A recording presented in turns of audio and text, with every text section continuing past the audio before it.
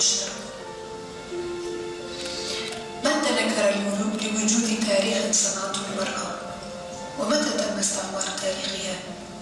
وهل من ضايع في روح العصر؟ وبذلك استطاعت المرأة في روجافا شمال وشرق سوريا تنظيم ذاتهن وتطوير فلسفتهن والتسلح بإيديولوجيتهن ضد النضال الإيديولوجي للذهنية السلطوية للرجل ولمواجهة براثن هذا النظام الدموي التدميري، مدركة تماما بأن ما هو موجود من حقوق وقوانين لم ولن يكفي لنيل حريتها. لذا وبأمل كبير انضمت للثورة وأصبحت مثال يحتذى بها جميع نساء العالم. ويوم 8 من آذار من عام 1857 ميلادي هو غيض من فيض مأساة ومعاناة المرأة التي عانت وما زالت تعاني من نير العبودية والظلم والاستغلال والاستعمار من قبل الذهنية الذكورية والأنظمة الحاكمة، وخاصة المرأة التي لا تقبل الظلم والعبودية لا على نفسها ولا على مجتمعاتها.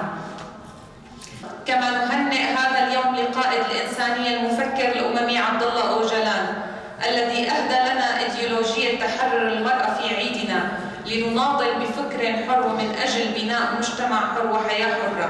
فقد آن الأوان لنحول هذا اليوم ليوم الحرية والتحول الديمقراطي كما حولتها النساء من حدث أليم إلى عيد وأمل بعد اضطرابهن وإصرارهن وكفاحهن. ولنجعل من شهر آذار شهرا للنضال والمقاومة لهز عرش الإمبراطوريات وإزالة الأقنعة لإظهار حقيقتهم للعالم أجمع، ولنجعل من هذا القرن قرن حرية المرأة وديمقراطية المجتمعات. فباسم منصة الفعاليات لجميع الحركات والتنظيمات النسائية في شمال وشرق سوريا نعلن عن بدء حملتنا حملة 8 من آذار وبشعار المرأة الحياة الحرية نحو ثورة المرأة.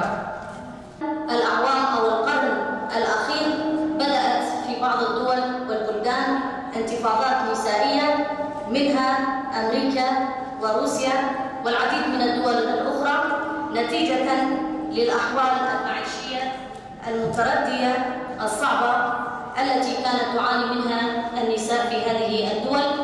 وأيضا قامت بالعديد من الإضرابات والاحتجاجات والمسيرات للمطالبة بحقوقهن والمطالبة بحق التصويت والمطالبة بالمساواة ما بين الرجل والمرأة، ابتداء من عام 1908 و1910 إلى عام 1945 بداية عندما أرادت الولايات المتحدة الأمريكية إظهار بيان يتضمن حقوق النساء، وإلى أن تم اعتماد عام 1975 لأول مرة اليوم العالمي